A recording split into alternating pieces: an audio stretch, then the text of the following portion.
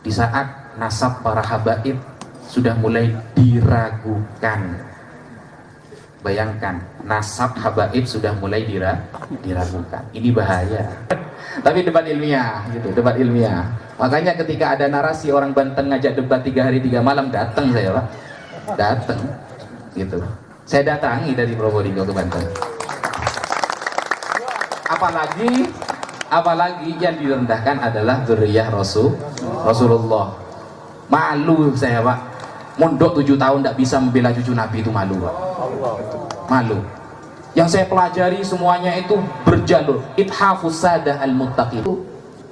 Jadi jangan dikira dzurriyyah Rasulullah itu sudah tidak ada. Itu fitnah seperti itu sudah ada dari dulu, Pak. Sudah ada. Zaman Nabi Musa ada Musa As-Samiri. Zaman Nabi Isa ada Paulus. Zaman Nabi Muhammad ada Musailamah Al-Kadzdzab. Di 2023 ada orang Banten itu, Pak. Bilangnya 3 hari 3 malam debat. Saya samperin ke Banten sendirian, saya ada bawa teman saya. Ayo debat 3 hari 3 malam. Kabur ke Jakarta. Ya Allah. Jadi ketika kemarin ada yang mengatakan bahwa tidak ada dalil yang mengatakan mencintai Habib karena nasabnya, ya, gak ada dalil katanya. Bukan gak ada sebenarnya, gak nemu. Jangan pernah bilang gak ada, Pak. Gak nemu. Al-Imam Ibnu Katsir Ad-Dimashqi dalam kitab tafsirnya Ibnu Katsir, beliau mengatakan mencintai Rasulullah dan para zuriyahnya itu hasaban wa nasaban. Jelas, hasaban wa Imam Ibnu Katsir, pengarang tafsir Ibnu Katsir yang kitabnya dikaji semua ulama sedunia. Gak percaya beliau gak apa-apa, terserah. Setelah mengadakan diskusi membela para habaib di Banten itu, wow, caciannya banyak sekali, Pak. Saya disebut budak Yaman. Ini daripada budaknya Imaduddin, kata saya. Mending budak Yaman. Enak, punya ulama. Gitu. Ada yang bilang Habib pesek lah. Banyak, Pak, gitu loh. Nah, itu kan orang-orang yang gak ilmiah gitu loh. Padahal kita kan mengkaji ilmiah sebenarnya. Debat, ayo debat. Apakah debat itu tidak boleh di Indonesia? Boleh. Mau debat politik aja boleh, apalagi debat ilmu, kan begitu. Don't wanna sleep in, cause I got something to prove. I gotta take what I hate and finally make a move. I think of you and all the shit you don't do. Well, I'ma make hella sure that I don't become you. I have no regrets, yeah. Assalamualaikum warahmatullahi wabarakatuh. Alhamdulillahirabbil alamin wa bihi nasta'in wa ala umuri dunya waddin wassalatu wassalamu ala asyrafil anbiya'i wal mursalin sayyidina wa maulana wa habibina wa qurrati a'yunina Muhammadin sallallahu alaihi wasallam wa ala alihi wa ashabihi ajma'in, amma ba'd. Saudara-saudaraku sebangsa setanah air yang kami cintai, yang kami banggakan, dimanapun Anda berada, dari Sabang sampai Merauke, berjumpa kembali dengan kami channel Bejo Dunya Akhirat. Sak bejo-bejane wong kang lali isih luwih bejo wong kang eling lan waspada. Tetap NKRI harga mati. Kita semua tadi sudah mendengarkan cuplikan pengajian dari Ustadz Waifi, yang mana dalam isi pengajiannya itu, ceramahnya itu mengatakan bahwa orang yang tidak percaya dzurriyyah Nabi itu adalah orang yang salah. Kurang lebihnya seperti itu. Ini bukan masalah orang yang tidak percaya dengan dzurriyyah Nabi, tetapi pokok inti dari permasalahannya adalah poinnya itu Habib yang berada di Nusantara ini, istilah Habib yang berada di Nusantara ini, yang mengaku-ngaku secara masif bahwa keturunan Nabi, ditinjau dari segi akhlak, perilaku, terus Kiai Imaduddin bikin tesis, itu diragukan.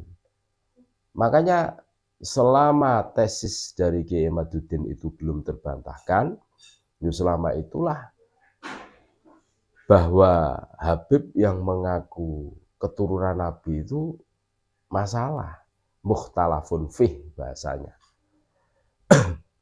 Bukan masalah seseorang yang tidak percaya dengan dzurriyyatur rasul, tidak.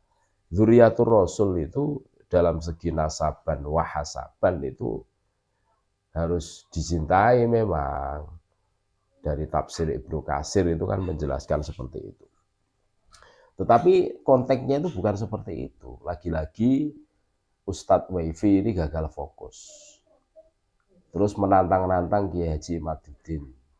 Yang mana Kiai Imaduddin mengeluarkan statement 3 hari 3 malam siap melayani. Kita semua kan tahu pihak dari Robitoh Alawiyah di debat Kesultanan Banten tidak mewakili siapapun. Kan gitu. Terus mereka mendramatisir. Katanya itu kepada siapapun. Maksudnya tidak tertuju pada Robitoh Alawiyah. Makanya Kiai Imaduddin itu kan fokus di acara UIN Syarif Hidayatullah Jakarta. Maksudnya begini loh, pada saat pihak dari Robitoh Alawiyah tidak mewakilkan siapapun, padahal ada undangan resmi dari panitia debat Kesultanan Banten, bedah nasab Kesultanan Banten, berarti kan menyepelekan itu. Nah, ngapain ditanggapi? Wong dari perilaku saja sudah tidak fair, tidak menghargai. Terus dalam ceramahnya lagi Ustadz Waifi mengatakan di zaman Nabi Musa alaihissalam muncul Musa As-Samiri. Terus di zaman Nabi Isa alaihissalam muncul Paulus. Terus di zaman baginda Muhammad SAW muncul Musailamah Al-Kadzab. Dan di tahun 2023 muncul Kiai Imaduddin Usman Al-Bantani. Jadi tasawurkan, menggambarkan Kiai Haji Imaduddin seperti Musa As-Samiri, seperti Paulus, seperti Musailamah Al-Kadzab. Ini menurut kami berlebihan.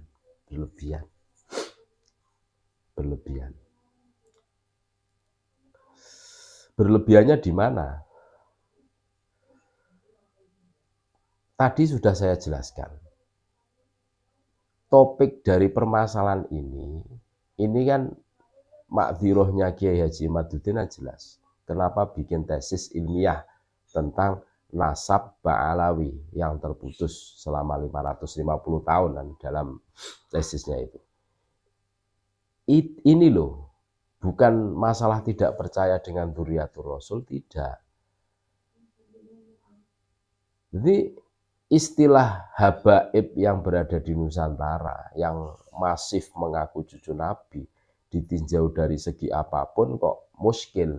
Ya ini loh, perilaku, ucapan, kan gitu tuh.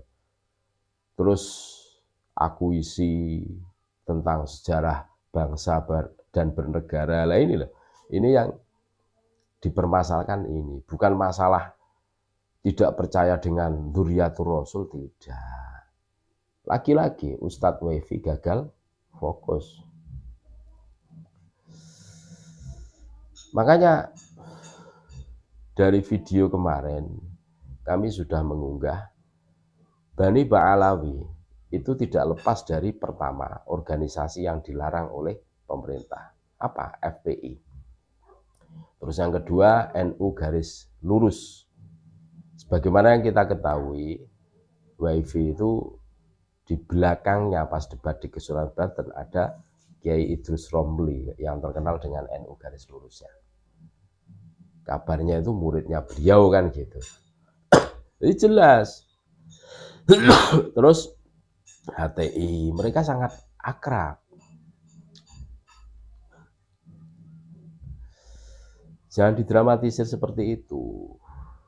Ya sudah, kalau memang kalian berada di barisan mereka, terus menjadi budak mereka, ya silahkan. Kami cuma meluruskan, apakah kita tidak berpikir ulang seumpama sejarah-sejarah negara Republik Indonesia itu dianulir kepada Ba'alawi. Ini kan ngeri, semuanya diakuisi oleh mereka. Bahkan suatu ketika Indonesia itu milik mereka, kan ngeri. Nah, sebelum ini terjadi kita sudah mengantisipasi, ya minimal kita menyuarakan tentang kebenaran ini. Nah, kalau memang seperti itu, ya sudah, berarti posisi kalian itu menjadi budak dari Bani Ba'alawi. Teruskan perjuangan, kan gitu. Teruskan perjuangan yang kalian anggap benar. Tapi ingat, sejarah bangsa dan bernegara kita harus tetap kita luruskan. Jadi jangan mendramatisir keadaan, terus mentasawurkan Kiai Imaduddin dengan sekelas Musailamah Al-Kadzab, Paulus dan Musa As-Samiri. Ini terlalu berlebihan, ini fitnah. Ini fitnah. Bagaimana seorang Kiai Imaduddin itu dalam segi formalitas pendidikannya itu S2. Terus beliau punya pondok pesantren, kan gitu tuh.